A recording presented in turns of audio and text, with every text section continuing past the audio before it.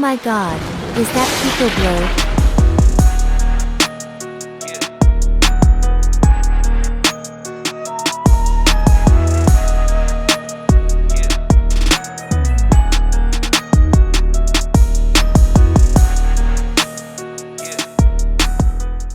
What's up YouTube, it's Pico.Blurred and I got another tutorial for you guys. I'm hoping if I keep posting these tutorials or posting content that one of these is going to blow up so I can help more people on their barbering journey. But as far as the cut goes, I'm doing a mid-drop fade. I got my guy in the chair. He actually found me on Instagram. He was looking up barbers in Pico.Blurred, North Carolina, and he stumbled upon my page, liked my work, and then he's been coming to me ever since. He's about to be sworn in as a police officer, and so you know we had to do this cut justice. But without further ado, let's get into the video. So if you guys have seen my other tutorials, you guys know that I always start with my bald line if I don't have to clear out bulk first. So his hair is pretty short since he is coming once a week, so I don't have to clear out bulk first. So I'm going straight in with my trimmers, creating that bald line around his head shape. Notice how I'm dropping it towards the back. I just figured a drop fade would look best on him just because of his head shape. So I want to keep length above the occipital bone. His head kind of flares out in the back, so that's why I'm dropping the fade. I think it just looks better for his head shape, and you got to do what looks best for your client's head shape. Not every fade or every cut is going to look great on each person. You got to kind of contour each haircut to your client's specific head shape. So that's why I'm dropping it in the back. I'm using my trimmers. That's what I use to put in these initial guidelines, just because I know that I can get it out. All my tools are all set perfectly, so I'm not gonna have any trouble getting any of my guidelines out or anything like that. Plus, I also like using my trimmers just because it gets the hair really close to the skin. So then when I come back with my shavers, it's not gonna have any issues. It's not gonna snag the hair. Everything is already pretty close to skin. And you can always use your clipper closed if you're scared to use the trimmer if you're new and are afraid of leaving a line that you can't get out. Just use your clipper. After I clear all the hair underneath, I'm gonna grab my shaver and I'm just gonna get everything close to razor bald as possible towards the bottom. It's just gonna add another level of gradients to this fade.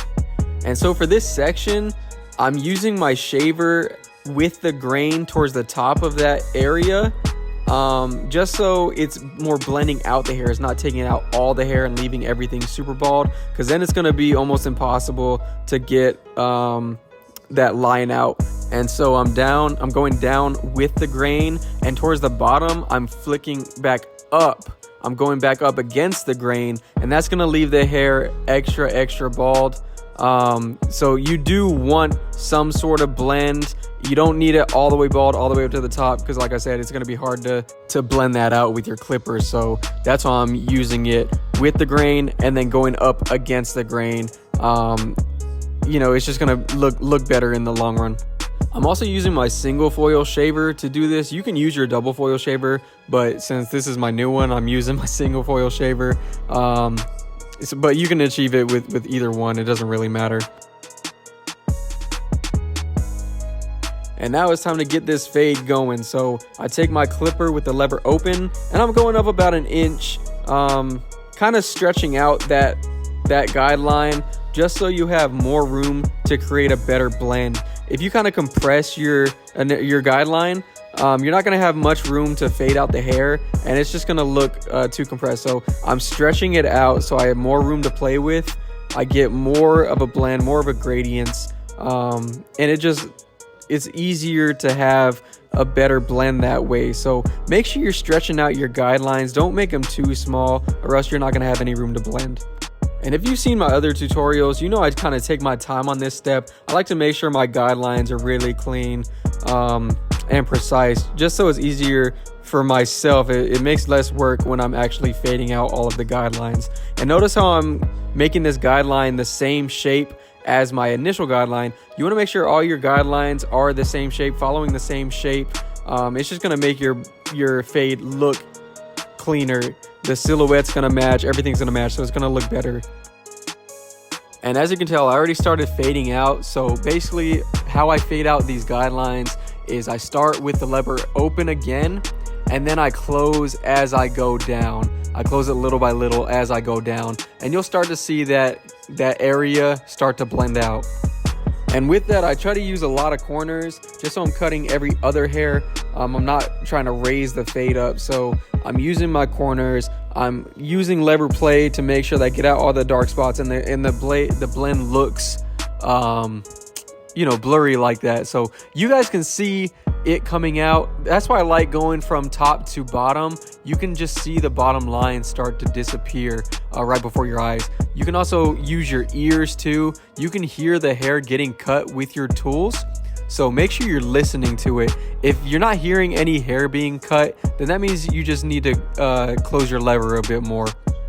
And I know a lot of other barbers kind of go through this step super quick. I like to take my time on this just because I think this is the most important step to me in getting that fade looking as good as possible, just because it's the initial and it's where your hair is the shortest. So I like to make sure that everything is perfect before I move on to my next steps.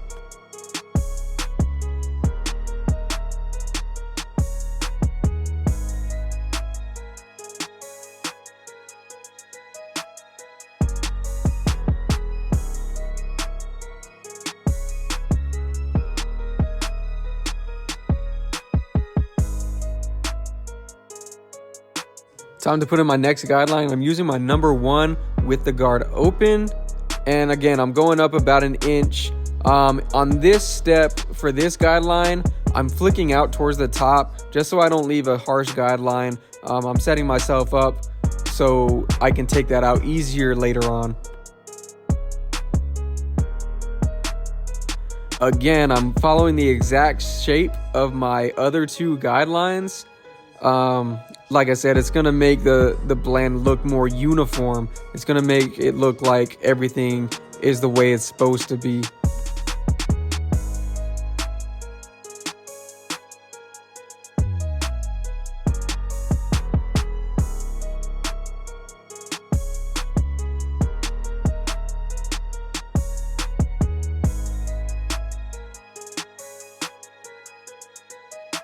As always, after you're done with putting in the guideline, it's time to blend it out. So I take my half guard, and again, I always start with my lever open, and then as I go down, I close my lever little by little.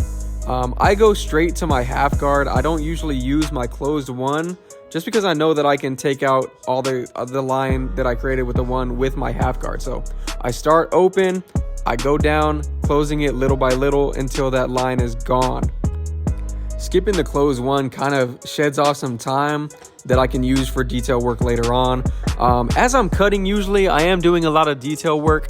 Unlike a lot of other barbers, they'll kind of get through their steps fast and then leave all the detail work at the end. I kind of like to detail work as I go, just so everything is looking good by the end of the cut. So that's why I do a lot of detail work in between. It kind of makes me blend a little bit slower and get through my steps a little bit slower, but I don't know. That's just the way I do it. I need to figure out a way to get a little bit faster with doing this.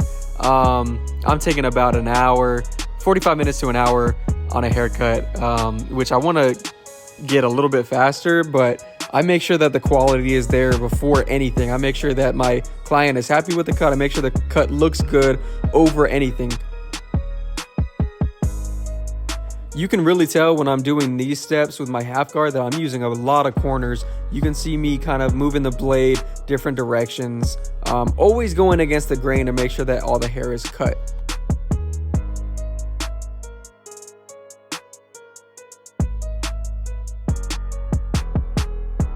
Honestly, it doesn't really matter how long you take, especially if you're a new barber. Don't worry about how long your haircut takes. Take as much time as you need to make sure that you're giving a quality service and a quality haircut. The speed will come in time. So just make sure that you're just doing a good job, the best cut that you can give the client. That's all you can ask for. And the most important thing for you beginners is finding a process that works for you. Find a system. Like my system I always use the same system no matter what the haircut, and I make sure that I master that. After that middle section is all good and blended out to my liking, I'm taking my number 2 now with my blade open, and I'm not really creating a guideline here. I'm just trying to blend into the top. I'm trying to blend into that parietal ridge area where it's dark. So I'm using my number 2 open, and I'm going off the shape of the head. I'm not digging into the round of the head. It's going to mess up the shape of the haircut if you do that. So you want to make sure that you're kind of going off of the shape of his head in a square shape. You're going to leave bulk around the parietal ridge, and you're going to make the haircut look square and masculine. That's what you want. You want a masculine looking cut for men's hair. And especially with a drop fade, you want darkness around the parietal ridge just so you have a good blend, you have a good transition. So you want to go off the shape of his head, you're flicking out off the shape of his head, keeping it dark so you have a blend, you have gradients throughout the fade. And as I'm blending into the areas with my number 2 open, I do close my lever towards the bottom of that area to make it easier for when I come in with my half guard. It's just going to blend straight into the 2 from the number 1. The half guard is going to bring everything together, so I make sure to set up my work to make it easier for me. And you'll even see me go with the grain a couple times. Whenever I go with the grain, I'm trying to keep darkness, but I'm trying to kind of feather out the hair, if that makes sense. I'm basically taking down a little bit of the bulk without taking the weight out.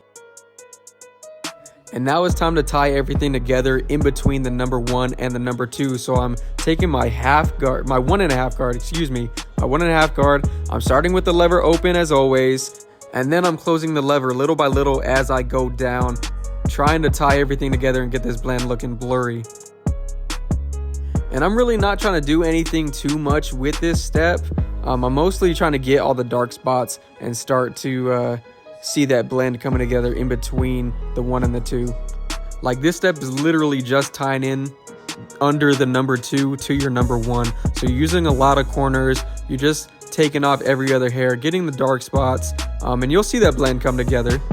Because what you don't want to be doing is bringing that blend any higher than it is. You're already keeping the darkness above that with the number 2 work that you did. So you're just tying in things together. You're just blending it all together with the 1.5 guard. But I'm going to let you guys watch the rest of this step. I'll catch you guys when I get to my shear work. So I hope you guys enjoy the music and the visuals of me cutting the hair.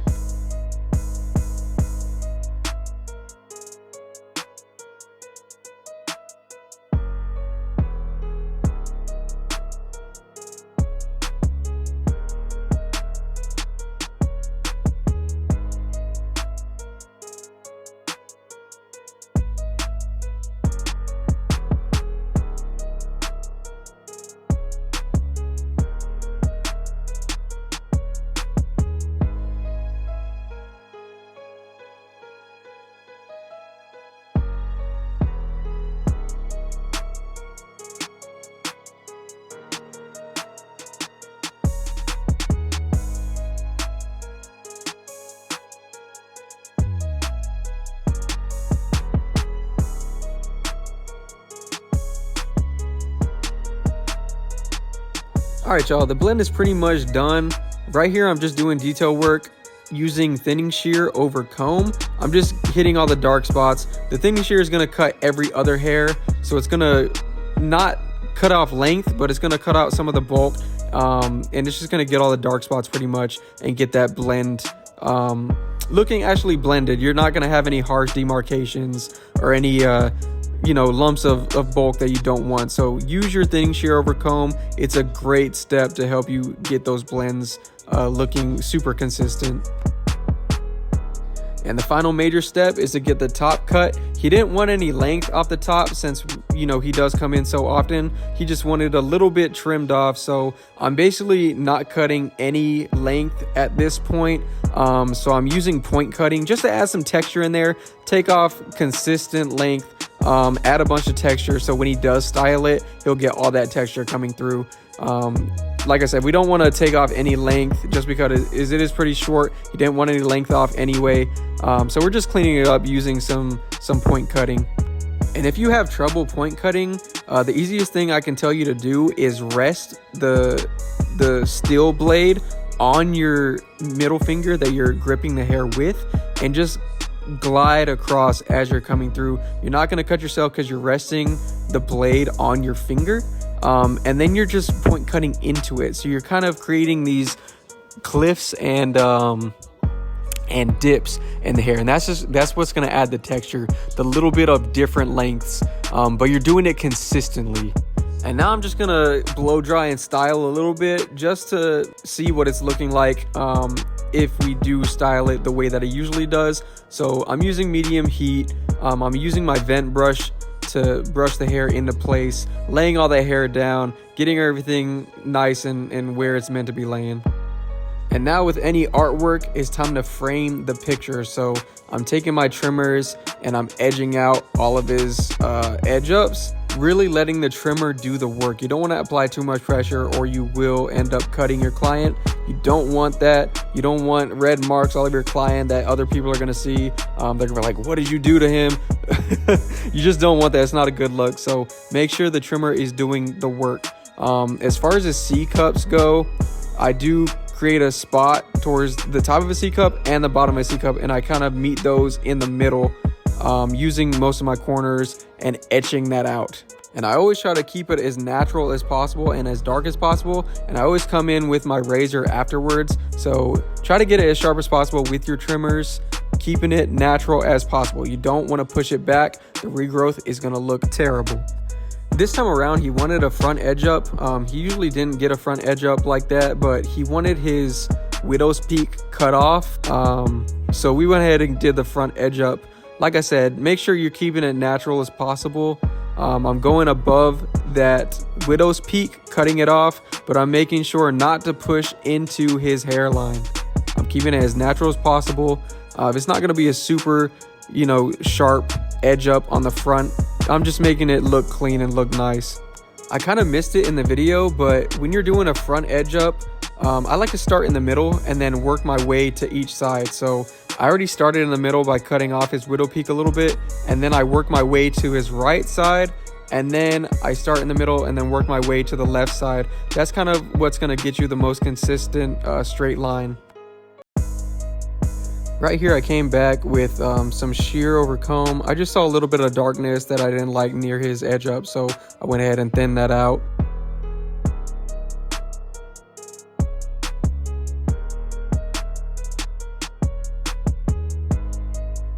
And if you want to get that edge up to pop and bring it to the next level, you have to use a straight razor. If you're scared to use a straight razor, try practicing on someone. I used to practice on myself. I would always cut myself religiously. I've never cut anybody, knock on wood, I've never cut anybody with my straight razor, but make sure you're practicing and getting good with your straight razor so you can actually bring your cuts to the next level. The sharpness of the razor, it just makes your edge up pop. It gets everything out of the way, and it enhances that line. And finally, just doing the finishing touches, wiping off all the hair off with my duster. I have an air duster that gets all the rest of the hair off. Here comes the alcohol, getting everything clean. I don't want him leaving with razor bumps since we've used a razor all the way around. The alcohol is just gonna bring everything and make it all clean. But that's the final look. I hope you guys liked the cut. Hope you guys enjoyed the video. Hope you guys learned something. If you could, drop a like, leave a comment, and subscribe if you haven't subscribed already. It's your boy Pico.Blurred, and I'll catch you guys on the next one. Peace.